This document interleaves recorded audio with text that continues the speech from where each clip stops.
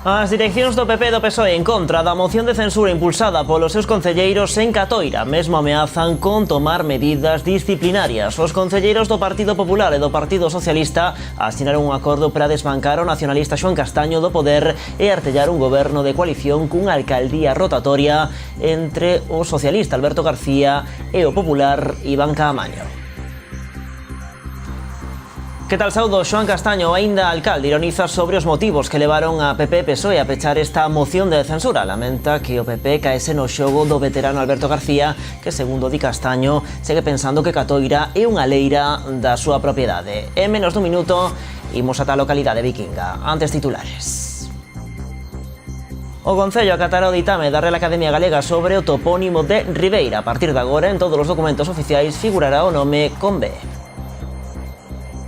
A Xunta e o Concello de Vilanova asinan un convenio para reparar o centro de saúde do municipio. Van investir uns 30.000 euros. O conselleiro de Industria apoia o proxecto de fábrica intelixente de Congalsa. Durante a visita realizada á factoría, destacou o compromiso desta empresa pola transformación digital. A Vilagarcía Elena Suárez, número 10 do PP por Pontevedra. Cae da lista a tamén Vilagarcía Marta Rodríguez, ausente por primeira vez en 11 anos. En Ribeira homenaxeará ao colectivo das transportistas no Día da Muller. Haberá teatro, exhibicións deportivas e tamén actos complementarios. Insólita moción de censura en Catoira. PP e PSOE acordan desbancar do poder o nacionalista Xoán Castaño. Populares e socialistas van compartir goberno de coalición cunha alcaldía rotatoria no que resta do mandato. Durante o vindeiro ano e medio, o bastón de mando estará en mans do veterano Alberto García, co líder dos populares como tenente de alcalde. Despois intercambiarán os papéis e Iván Caamaño a afrontar a recta final do mandato sentado na alcaldía. O PP levou o BNG á alcaldía de Catoira hai 9 meses e agora pacta co PSOE para desbancar o bloque. Socialistas e populares pecheu unha moción de censura que se traducirá nun goberno de coalición cunha alcaldía compartida. Temos unha oportunidade ao BNG, unha oportunidade que o BNG non é que non soupera desaproveitar, é que non quixo aproveitala. Con un alcalde que non quere nin dialogar, que non quixo dende o primeiro momento todo o que dixamos sobre ese pacto, que se fixo un pacto que el nunca quixo que fora escrito, porque el xa dende o primeiro momento parece ser que non quería cumplir, é un pacto que non cumpleu. Para o socialista Alberto García, esta insólita manobra, bautizada xa como Operación Dracar, está xustificada por unha cuestión de democracia. Este acto de moción de censura é volver a democracia que foi expulsada do noso concello. O veterano socialista será o vindeiro alcalde durante un ano e medio con Iván Caamaño como tenente de alcalde. Despois inverteránse os papéis e Alberto García entregará o bastón de mando a Iván Caamaño. O líder popular que co seu apoio ao BNG apartou do poder o PSOE xustifica agora o seu cambio de criterio. Di que o nacionalista Xoán Castaño tivo unha oportunidade que non aproveitou. Sacamos a Alberto para dar unha oportunidade a outro partido, como podería haber feito Alberto se estuvera gobernando o PP 30 anos, ou como podería haber feito calquera outro partido e calquera outro equipo. Despois deso non funcionou, pois temos que facer un pacto, traballar conxuntamente a facer un goberno conxunto. Segundo avanzan, van ter dúas adicacións exclusivas e van cobrar 20.000 euros menos co aínda rexedor. Tanto un como a outro xustifican que os intereses dos veciños están por riba de todo, aseguran que nada funciona no Concello de Catoira. O mellor que poden facer os partidos e os políticos é xuntarse, pactar e facer cousas, porque é o que quere a cidadanía de Catoira, de Galicia, de todos lados, que se fagan cousas e que os políticos cumplan co que teñen que cumplir. Sobre as consecuencias desta inhabitual moción, o popular confía na súa continuidade dentro do PP, mentres que o socialista advirte que a él as ameazas de expulsión non lle afectan. Eu levo 50 anos militando, 40 e tantos militando no PSOE, o sea que non me afectan estas expulsións e cousas desas. Eu estou aquí sempre traballando para o partido, para os veciños. Home, pois non me gustaría nada, porque eu son do Partido Popular, pero, bueno, se esa decisión a toma o Partido Popular, igual que a pode tomar o Partido Socialista, pois asumirémola. Bueno, pois será algo que non nos guste, pero bueno, estaremos sempre de lado dos nosos partidos.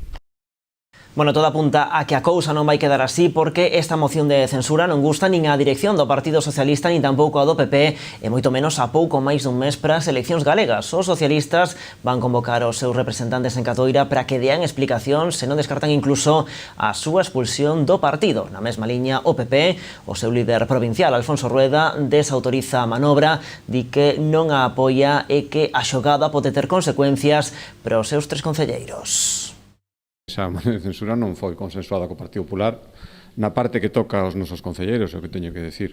Despois, se realmente se confirma e se explican os argumentos, faremos a nosa valoración, pero a primeira, porque sei que é unha pregunta que me van facer, non foi nin consensuada, nin ten a autorización do Partido Popular neste momento. Despois faremos con eles e, por suposto, en función deso, se procederan, se tomarán as medidas que foran oportunas, pero creo que o que estou dicindo xa indica un pouco cales poden ser os pasos a seguir.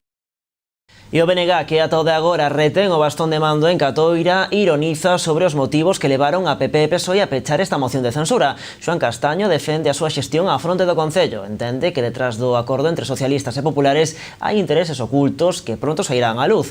Lamenta que o PP caese no xogo do veterano Alberto García, que, segundo di Castaño, segue pensando que Catoira é unha leira da súa propiedade. A sombra da moción de censura paira dende hai tempo no Concello de Catoira. O anuncio de hoxe non collo por sorpresa o nacionalista Xoan Castaño. O aínda alcalde defende a súa xestión enumerando diversos proxectos nos que está a traballar. O rexedor cualifica de patraña a moción de censura. Di que detrás dela agóchanse intereses ocultos de socialistas e populares. Castaño lamenta que Alberto García queira recuperar a alcaldía a toda costa. Alberto García pensa que esta é a súa leira, que o Concello é a súa leira. Fixo da política a súa profesión. E foi moi pouco xeneroso, non só coas veciñas e cos veciños de Catoira, senón tamén co seu partido, posto que, como ben sabedes, o BNG quixo negociar co PSOE, pero o obstáculo que había era Alberto García. O alcalde carga tamén contra o PP por caer na trampa do veterano socialista. O Partido Popular de Catoira é un monicreque, é un xoguete roto nas mans de Alberto García. Hai quen di que moitas veces Alberto García ten feito as listas do Partido Popular. Non nos extraña cando as dúas veces que perdeu a maioría apoiouse nel, nunhas para gobernar, en este caso para, para presentar esta moción de censura. Castaño cuestiona que o candidato popular se presentase para derrotar a Alberto García e que agora lle devolve o bastón de mando. Alá por Madrid, as forzas españolas a veces algunhas falan de restauración borbónica, aquí sería restauración albertista. Cada un terá que sacar as súas consecuencias. Se alguén sabe que se presenta para un cambio, para cambiar as políticas dunha persoa que leva 30 anos, 40 de concelleiro, desde que se iniciou a democracia, se o volves a poñer é porque está restaurando. A Dirección Nacional do BNG considera de enorme gravidade o pacto PP-PSOE e pídenlle ao líder dos socialistas galegos e candidato á Xunta que interveña para frear a moción de censura. Preguntanlle ao PSOE que mensaxe quere mandar antes das eleccións galegas pactando co PP. Bueno, esa moción de censura votarase o vindeiro día 17 daqui a lá. Seguro que aínda dará moito que falar. Nos agora seguimos con máis asuntos. A Policía Local de Rianxo denunciou a un veciño da localidade que presuntamente estaba realizando a venda ambulante de marisco de forma ilegal xunto a un supermercado no lugar do Pazo. Os axentes procederon á súa identificación e o comiso do marisco e dos útiles que portaban un bolso. Segundo informaron fontes policiais, tratábase de ameixa que carecía da correspondente tarxeta sanitaria e do documento de orixe e trazabilidade. O marisco comisado foi entregado aos gardapescas da confraría que o devolveron ao mar. Ao parecer, a esta persoa xa lle constaban numerosos antecedentes semellantes por feitos deste tipo. Ribeira escríbese con B. O Concello acatará o informe da Real Academia Galega que determina o topónimo. A partir de agora, todos os documentos oficiais recollerán a forma correcta dese topónimo. O informe emitido polo Seminario de Onomástica da Real Academia Galega non deixa lugar a dúbidas. Ribeira é con B, segundo a súa orixe etimolóxica e a documentación histórica que así o acredita.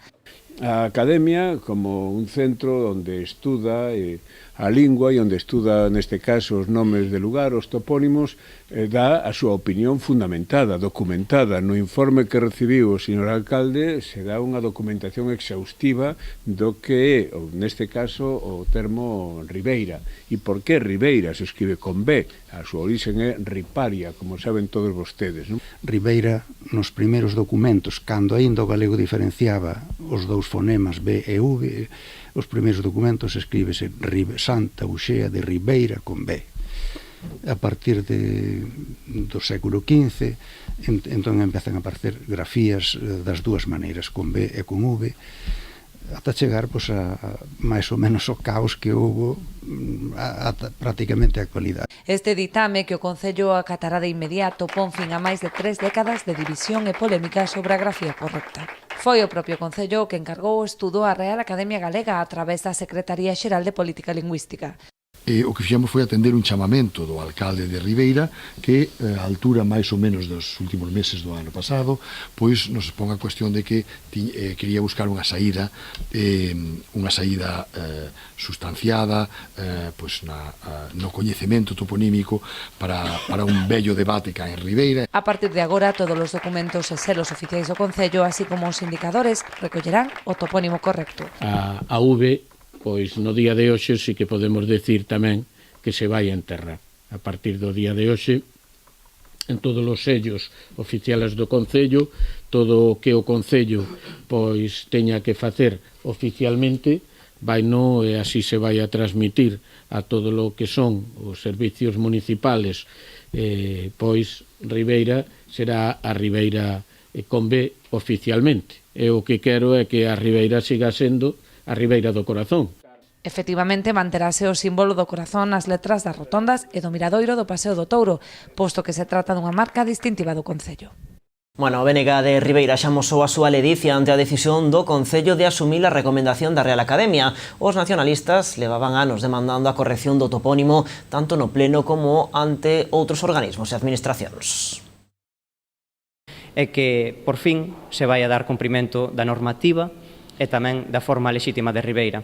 E tamén non por dunha maneira moi humilde, tamén nos congratulamos que o BNG puxese o seu pequeno grande area facendo moitísimas iniciativas non só a nivel municipal, senón tamén ante a Valedora do Pobo, a Secretaría Xeral de Política Lingüística ou no Parlamento de Galiza. Non, esas iniciativas tamén, de maneira humilde, queremos poñer en valor porque consideramos que tamén supuxeron ese pequeniño da grande area para que hoxe nos podamos felicitar.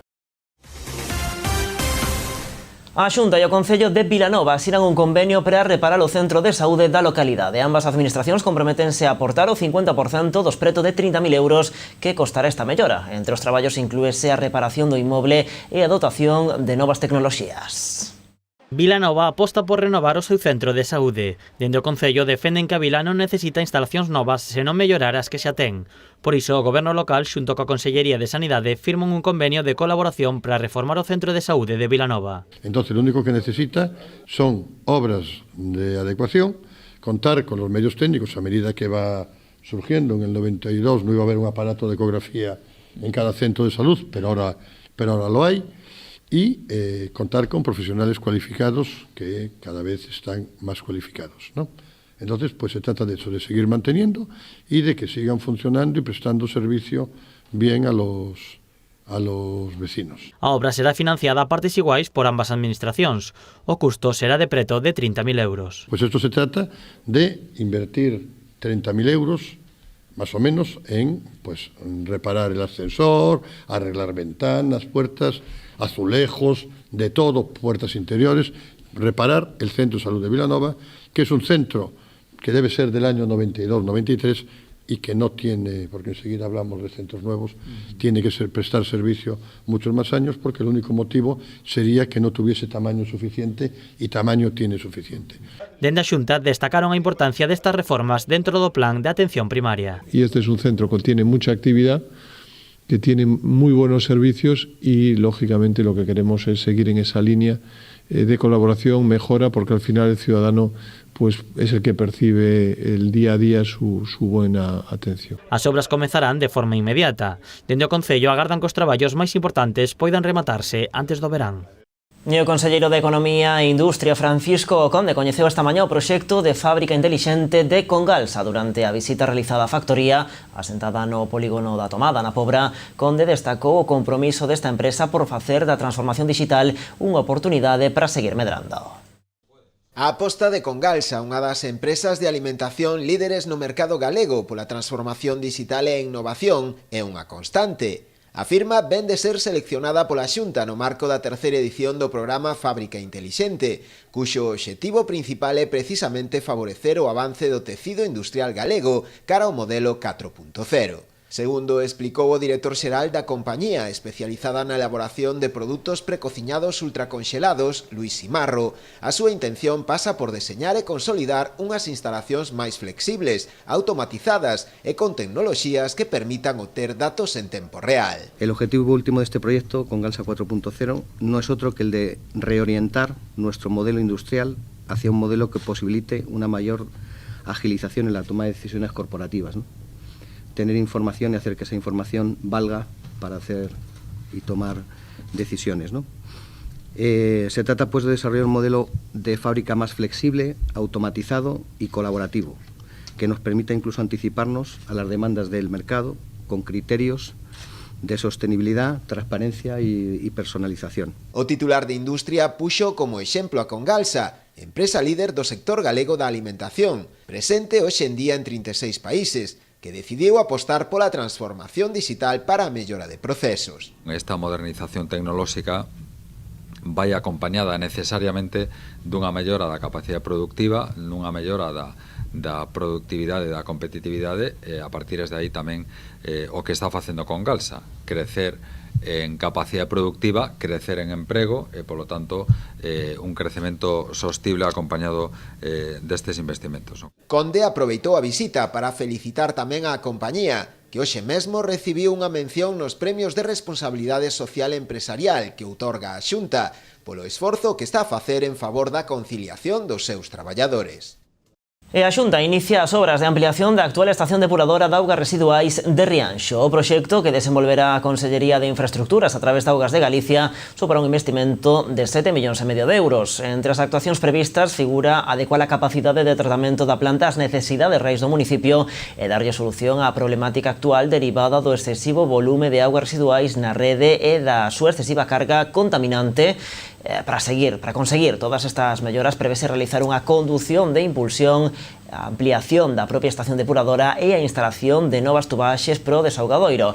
Os traballos de mellora na EDAR complementaránse coas actuacións que se están a executar actualmente, coa construción dun tanque de tormentas e coa implantación dun novo colector cun investimento de 6,5 millóns de euros. O presuposto total da Xunta para a mellora do saneamento e o sistema de depuración de Rianxo achegas así os 14 millóns de euros, dos que o 80% van ser financiados con fondos FEDER. Máis asuntos de actualidade. O alcalde de Vilagarcía, Alberto Varela, visitou hoxe Pontevedra no seu papel como presidente da FEGAM. Tras a reunión que mantivo co rexedor pontevedrés, ambos fixeron fincapé na deficiente conexión que existe entre ambas cidades, un feito no que xoga un papel clave a agardada reforma integral da estrada PO 531. O seu compromiso é reclamar onde faga falta que se aborde esta actuación. Sempre presumimos na miña cidade que temos un dos concellos mellor situados de Galicia, pero temos que mellorar as nosas conexións, a vinculación obvia que temos que ter con Pontevedra pola dimensión e pola fortaleza de Pontevedra, pois ten que partir por mellorar as nosas conexións. Dende logo traballaremos para eso e insistiremos con quen sexa necesario. Elena Suárez vai representar o PP de Vilagarcía nas listas da formación para as eleccións autonómicas do 5 de abril. Vai no facer no 10º posto da candidatura despois de figurar tamén na lista o Congreso nos dous últimos comicios xerais. A que non figura na candidatura deste ano é Marta Rodríguez, que está ausente por primeira vez en 11 anos. Rodríguez e Suárez están no equipo que se está a encargar da creación da xestora do PP de Vilagarcía tras a dimisión de Alfonso Gallego, dende que o que fora candidato a alcaldía nas últimas eleccións municipais tomara a decisión de dar un paso atrás. Marta Rodríguez é o nome que soa con máis forza para asumir a presidencia local e ser a vindeira candidata en Vilagarcía. A decisión de mantela fora das listas autonómicas podería ser un paso máis nesta dirección. O Salnés tamén está representado polo cambadés José Manuel Cores Tourís no número 8 e no caso do Ulla Umia destaca o caldense Fernando Pérez no posto 19 desa lista do PP. E a comarca do Barbanza terá un peso importante na lista pola Coruña, coa que o BNG concorrerá a esas vindeiras eleccións do 5 de abril. De número 4 aparece Rosana Pérez, concelleira na Pobra durante 17 anos. A experimentada política barbanza volve á primeira escena política despois de ocupar cargos importantes no Consello Nacional da Formación, formar parte da Deputación da Coruña entre os anos 2007 e 2011 e deputada no Congreso na legislatura do 2011 ao 2016. A lista dos nacionalistas por esta provincia estará encabezada pola propia Ana Pontón, de número 2 o deputado Xosé Luis Rivas, e de 3 a escritora e membro da Real Academia Mercedes Queixas. O vicepresidente da Xunta visitou esta mañá Illa de Arousa para promocionar o programa EMEGA. Con estas subvencións axúdase a proxectos de mulleres emprendedoras. Grazas a esta aportación, 3 rapazas de Illa de Arousa continúan coa súa ludoteca Cocomel. A Xunta de Galicia, a través do seu programa EMEGA, ten dispoñible unha liña de axudas dirixidas a apoiar a posta en marcha de iniciativas empresariais constituídas por mulleres. E o caso da ludoteca Cocomel da Illa de Arousa, que naceu hai case 2 anos. Non existe unha ludoteca especializada como esta en todos os alrededores e, por lo tanto, pues, están dando un servicio importante a moitas familias. Falamos tamén de conciliación, pero de conciliación con sentidiño non se trata solo de ter un lugar donde poidan estar os fillos mentre as familias traballan, sino que poidan estar facendo actividades organizadas, planificadas, actividades con un sentido pedagóxico e, por lo tanto, este é un lugar idóneo. A Xunta leva preto de 10 anos traballando con este programa. A cantidade destinada supera xa os 9 millóns de euros. O obxectivo é axudar as mulleres emprendedoras a poñer en práctica as súas ideas. A veces se pensa que para iniciar cando alguén quere emprender, a administración pode ser un estorbo, ten que ser todo o contrario, facilitar todos os trámites e tamén facilitar ás veces esa axuda que é necesaria, sobre todo ao principio, cando os negocios empezan, fan falta axudas a parte dos bancos, axudas das administracións, e este é un programa perfecto. Se crean moitos postos de traballo, ademais, desde que empezou, son casi 1000 postos de traballo, moitos dos cales siguen a día de hoxe. Para as emprendedoras de Cocomel, EMEGA foi a axuda que lles permitiu dotar as instalacións dos materiais necesarios. A ludoteca pode acoller a 45 nenos e nenas. Que vimos que había unha necesidade no que o tema lúdico dun espazo onde os nenos puderan aprender, pero sin que tampouco sexan obligados. Entonces, bueno, nunha quedada de amigas, falando desta necesidade que vimos que había aquí na illa, decidimos dar o paso. Dende o Concello da Illa felicitaron as emprendedoras pola súa iniciativa. Destacaron a axuda para a conciliación familiar que este centro aporta aos pais dos pequenos. E máis visitas, o director xeral de Maiores e Discapacidade estivo no centro de día de Agadea en Ribeira. Ildefonso de la Camba destacou a gran labor desta entidade que leva 25 anos traballando na mellora da calidade de vida dos enfermos de Alzheimer. O Centro de Día de Agadea en Ribeira presta na actualidade asistencia a unha treintena de usuarios. Ali os pacientes afectados de Alzheimer realizan actividades de estimulación cognitiva para retrasar o avance da doenza. O director xeral de Maiores e Discapacidade tivo ocasión de coñecer as instalacións e compartir algunhas das actividades cos usuarios. Ildefonso de la Campa destacou o gran labor que realiza Agadea tanto cos enfermos como coas familias, ou poñer en marcha estes recursos que favorecen a conciliación. A nosa é unha comunidade envellecida porque os galegos apostamos tamén por unha mellora da nosa saúde pública e indudablemente por un alongamento da esperanza de vida dos nosos cidadáns, e unha das consecuencias que ten indudablemente tamén é a necesidade de atender as persoas en dependencia, cousa que Agadea, igual que o resto de entidades en Galicia que traballan con enfermos de Alzheimer, fan sobradamente, e ademais de visitar instalacións tamén escoitaré as demandas e as necesidades desta asociación como das outras que visito, tamén para ver de que forma a administración pública pode pôr medios para que podan atender millor e máis aos enfermos de Alzheimer. Pola súa banda, a presidenta da asociación aproveitou a visita para plantexar algunhas das necesidades do centro de día, así como para dar a coñecer as numerosas accións que desenvolve Agadea, especialmente no ámbito da prevención. E vamos a aproveitar para explicarlle todas as necesidades que temos agora aquí no centro, pero tamén lle vamos a explicar que agora Agadea aquí en Ribeira, aquí no Barbanza, o centro é a parte final, pero non só antes do centro temos unha labor, eu creo que multiplicada incluso por 3 ou por 4, non? E iso é o traballo da prevención, que no que últimamente a cadea se está dedicando, e por iso vamos a centrarnos aquí nas deficiencias e nos problemas que temos para poder solventalos, pero tamén hai que informar de toda a labor que agora se está levando a cabo aquí. O Concello de Ribeira desenvolverá actividades durante toda a fin de semana para celebrar o Día da Muller. O colectivo homenaxeado este ano nese acto institucional serán as mulleres transportistas. A conmemoración do Día da Muller en Ribeira comezará xa o venres coa representación teatral de Chola a It Girl a cargo da compañía teatral Artesacía. Será ás 8 no Auditorio Municipal con entrada de balde.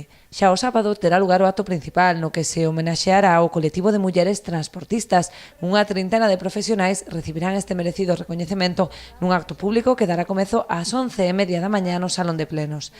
Xa temos a 20 mulleres das que conseguimos contactar, ao mellor nos pode quedar algunha máis. Sempre queremos decir que nos, isto funciona un pouco como boca a boca, non hai un listado de mulleres profesionais, entonces tratamos de chegar a todas as mulleres que queran participar, pero bueno, ao mellor se nos pode quedar algunha. Pedimos disculpas de antemán, bueno, se lles daría igual a ofrenda que ofrecemos ese día. Lle vamos a dar este ano, vamos a darlle unha figura simbólica por este día, entonces bueno, un diploma, eso yo daríamos igual, aínda que non pudera participar ese día. Rematado o acto, desenvolverase na Praza do Concello unha exhibición de boxeo, crossfit e kickboxing a cargo de mulleres. Paralelamente, o Departamento de Normalización Lingüística sumarase a celebración con outras actividades. Ás 12, na mesma Praza do Concello abaixo, teremos unha exhibición de deporte pola igualdade, que será de boxeo, crossfit e kickboxing. O Servicio de Normalización Lingüística tamén pon en valor a figura da muller por medio do conto e da música. Son accións dirixidas ao público infantil. Ás 12 na biblioteca contamos contacontos musicado, Lúa Triangular, Nada é Imposible, de Eli Ríos e Jaro Ortiz. Logo ás 13, despois de salir da exhibición de deporte, ás 13, na mesma Praza do Concello, teremos unha lectura pública dos versos de Rosalía. O domingo, o Día Propio da Muller, desenvolverase a actividade de animación Violetas, no que se implicará a cidadanía activamente. Instalaránse no Malecón, a Porta do Sol e a Praza García Ballón as Violetas, siluetas femininas nas que os veciños poderán depositar a súa visión sobre as mulleres. A actividade desenvolverase entre as 11:30 da mañá e as 2:30 da tarde. E meis tamén ten todo a punto para conmemorar ese Día da Muller Traballadora. O Concello vai organizar unha serie de actos para visibilizar o papel da muller no municipio, entre eles un almorzo de emprendemento feminino. A este almorzo estamos convidando e convidamos xa a mulleres do Concello de Meis, tanto representantes de asociacións como empresarias, mulleres que participan en cursos que leva a cabo o Concello. O que queremos é ter unha xornada de convivencias a mañán e logo que rematará ás 12 da mañán ca lectura do manifesto. O almorzo de emprendemento feminino vai ter lugar este venres. Na iniciativa participarán máis dunha trintena de mulleres da localidade. Esta mañá presentaron o programa completo de actividades representado cun cartel feito polo alumnado da Unitaria de San Martiño. Tamén se amosaron o resto de propostas que participaron no concurso. A conmemoración do 8M Meis completase coa presentación do libro O Mulleres que nos dan que pensar de África López o sábado e o domingo coa presentación da publicación Eu son Carolina de Javier Carballo, o que lle segue a actuación de Madia Leva. Tamén o domingo terá lugar o torneo de golf feminino pola mañá. Ainda faltan uns 5 meses para a festa do Albariño deste ano en Cambados, pero o Concello xa está inmerso na súa organización e promoción. Hoxe, o Goberno local anunciou un dos pratos fortes desta edición, a actuación de Nicky Jam. O artista actuará o venres 31 de xullo na Praza de Feciñáns cun aforo reducido. O concerto será de pago, eso se porán á venda 5.000 entradas. As 1.000 primeiras terán un custo de 25 euros, as restantes subirán ata os 45. Poderán mercarse en ataquilla.com dende o venres 6 de marzo ás 10 da mañá. Mais o Concello para prezo reducido de 15 euros, máis gastos de xestión pros censados en Cambados que terán que acreditalo co DNI ou co certificado de empadroamento. Estas entradas pódense adquirir cun máximo de 2 persoas o venres 6 de marzo a partir das 5 da tarde en Esposalnés. Para acceder á praza de Fezmiñáns, os menores de 16 anos terán que ir acompañados do pai, nai ou tutor legal. Os que teñan entre 16 e 18 terán que presentar na entrada do concerto unha autorización dos titores que pode descargarse da web do concerto. Pausa agora para a publicidade, despois falamos entre outros asuntos do paro que baixa na provincia de Pontevedra. Estamos de volta agora mesmo.